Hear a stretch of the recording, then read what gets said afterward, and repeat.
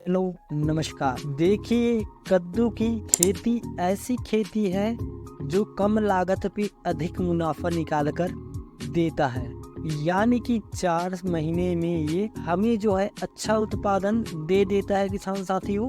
अगर गर्मियों के दिन में इसकी खेती करते हैं, यानी कि फरवरी से मार्च के बीच में हम इसकी खेती करते हैं, तो हमें जो है नॉर्मल विधि से भी खेती इसकी कर सकते हैं और अधिक मुनाफा ले सकते हैं। इसमें सबसे ज़्यादा तो दिक्कत आने वाली बात है किसान साथियों, वो है वैरायटियों का चयन और प्रॉपर स्प्रेइंग शेड्यूल की। इसमें जो मुख्य बात ध्यान रखने वाली है वो है वैरायटियों का चयन और स्प्रेइंग शेड्यूल का जानना बहुत जरूरी है। तो देखिए, अगर हम अलग वैरायटियों का चयन करते हैं, हमारी जो कद्दू है वो मार्केट में अच्छे से नहीं बिक पाएगा। साथ में किसान साथियों, अगर हम एक गलत वैरायटियों का चयन कर लेते हैं तो हमारी एक गलती से जो है मंडी में कद्दू बिकेगा नहीं किसान साथियों, मार्केट में कद्दू कम रेट में बिकेगा। इसलिए किसान साथियों, इस वीडियो को पूरा देखिएगा और समझिएगा, तभी कद्दू की खेती कीजिएगा। तो चलिए वीडियो को स्टार्ट कर लेते हैं। मैं हूं बर्मनन और आप देख रहे हो न्यू कृषि टेक्निकल यूट्यूब चैनल। किसान साथियों, वीडियो में नए हो तो वीडियो को लाइक और सब्सक्राइब जरूर कीजिएगा। तो सबसे दिक्कत वाली जो बात आती है किसान साथियों, वैरायटियों का चयन।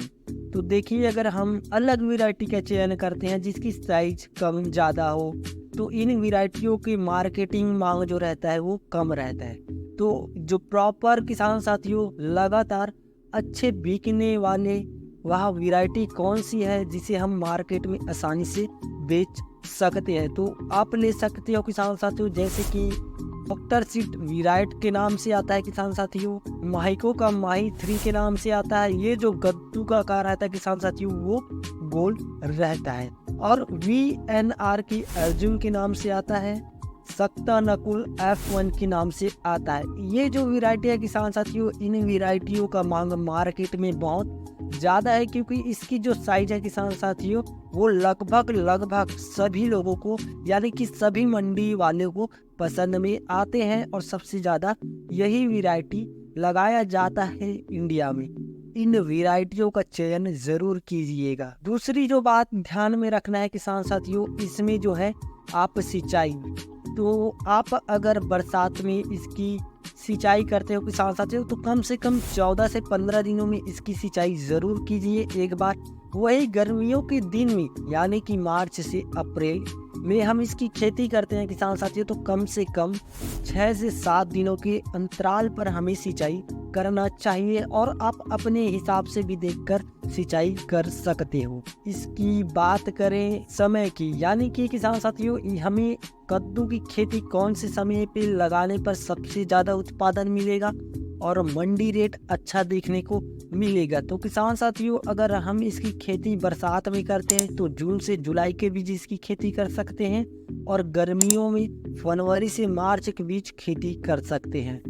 अगर किसान साथियों मार्च में इसकी खेती करते हैं तो हमें जो पौधे का ग्रोथ है, फल लगने की जो क्षमता है, फूल लगने की जो क्षमता है किसान साथियों, वो अधिक मात्रा में लगेगा। इसके लिए हमें मुख्य बात का ध्यान रखना है कि स्प्रेइंग शेड्यूल किसान साथियों और फर्टिलाइजेशन खाद कब डालना है किसान साथियों, कौन सी वायरस का अटैक कब होता है, उसके हिसाब से हमें जो स्प्रेइंग शेड्यूल बनाकर चलाना होता है। तो कद्दू में जो देखिए अच्छे मुनाफे मिल सकता है। इसकी हम नॉर्मल विधि से खेती करते हैं किसान साथियों, तो जैसे कि आपको पता है कि खेत की तैयारी आप जुताई करके कर सकते हो, मिट्टी को भुरभुरी करके भी इसकी तैयारी कर सकते हो, लेकिन उसी समय स्पेशल डोज देना रहता है किसान साथियों। जैसे कि SSP खाद 50 किलोग्राम, DAP 20 किलोग्राम और MOP 20% वाला कम से कम 15 किलोग्राम।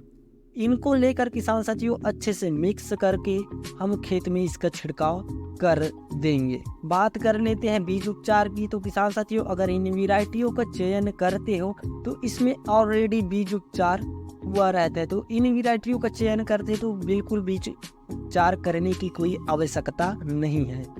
बीज जो लगाना है किसान साथियों, 1 से 2 बीज आप डायरेक्ट फील्ड पे लगा सकते हो मिट्टी पे। गहराई की बात करें तो आप बीज की जब रोपाई करते हो किसान साथियों, तो कम से कम 2 से 3 इंच के अंदर में बीज की आप रोपाई ज़रूर कीजिए। इससे जो है, क्योंकि गर्मी के दिन में थोड़ा नमी जो है जल्दी से ठहर नहीं पाता है, तो 2 से 3 इंच काफ़ी अच्छा रहेगा। पौधे से पौधों की जो दूरी रखना है किसान साथियों, 2 से 2.5 फीट की रखना है। और लाइन से लाइन की दूरी, यानी कि किसान साथियों अगर बैट विधि से करते हैं या बैट विधि से नहीं भी करते हैं, तो लाइन से लाइन की जो दूरी है वो कम से कम 7 से 8 फीट की होनी चाहिए।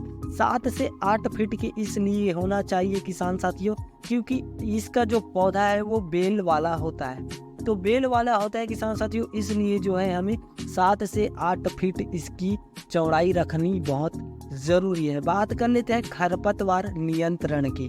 तो किसान साथी वीडियो को पूरा देखिए, तभी आपको स्प्रिंग सूडो के बारे में भी अच्छे से पता चलेगा कि कौन से बीमारी का अटैक होता है तो कौन से स्प्रे का यूज करना होता है।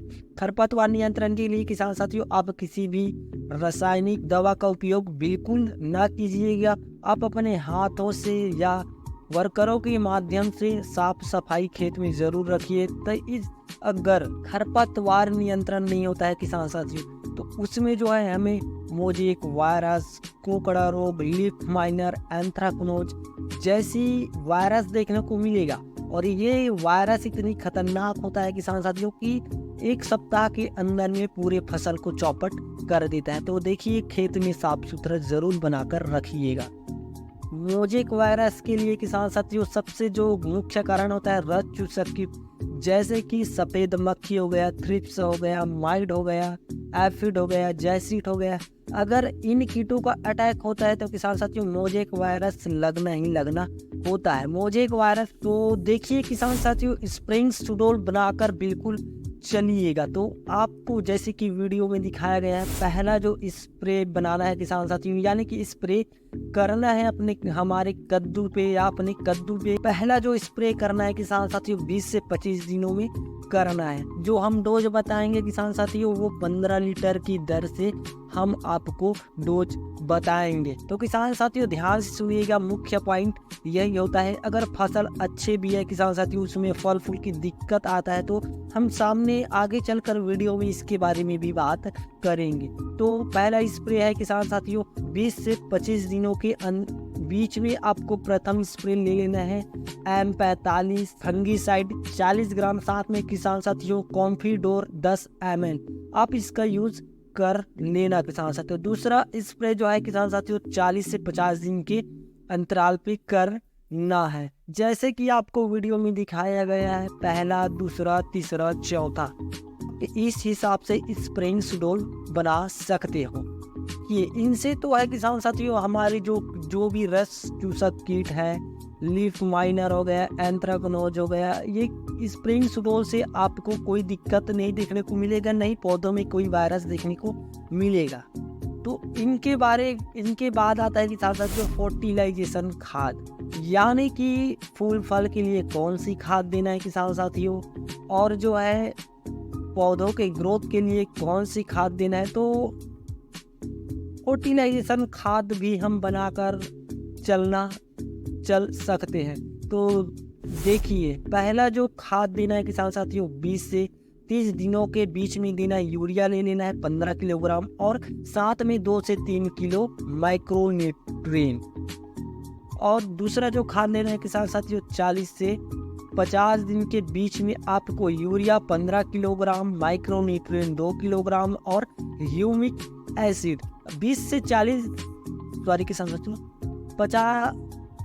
से 50 दिन में इसका उपयोग करना इसलिए है क्योंकि किसान साथियों देखिए यूरिया नाइट्रोजन का काम करता है, ऑक्सीजन का काम करता है, इसमें पर्नहरिंग यानी कि किसान साथियों फर्टिलाइजेशन में ये बहुत बड़ा मुख्य रोल निभाता है। माइक्रोन्यूट्रिएंट की बात करें किसान साथियों तो यूरिया की वजह से ही माइक्रोन्यूट्रिएंट यानी कि जमीनी स्तर पर जो पाया जाता है लोहा, तांबा, वो सब ग्रहण करते हैं यूरिया की वजह से किसान साथियों। ह्यूमिक एसिड का जो मुख्य कार्य है किसान साथियों फर्टिलाइजेशन कार्य में सफलता देना। तो सभी खादों को किसान साथियों ह्यूमिक एसिड के द्वारा ही पौधों को ग्रहण किया जाता है। और ह्यूमिक एसिड का जो मुख्य कार्य है रूट को स्वस्थ रखना, रूट को अच्छी ग्रोथ दिलाना। तो आप इसका उपयोग ज़रूर कीजिएगा, जैसे कि आपको वीडियो में दिखाया गया है। पहला, दूसरा, तीसरा, चौथा, आप इस प्रकार फर्टिलाइजेशन खाद भी दे सकते हो। बात कर लेते हैं मुख्य चीज़ इसकी लागत की। तो देखिए, नॉर्मल विधि से इसकी खेती करते हैं तो कम से कम 20 से 25 हज़ार हमें लागत देखने को मिलेगा। और वही बात कर लेते हैं 125 से 130 दिन के बीच में किसान साथियों जो हमारा इनकम रहता है, 4 माह का हमारा जो इनकम रहता है वो कम से कम 1 से 1.5 लाख की इनकम रहता है 1 एकड़ के लिए।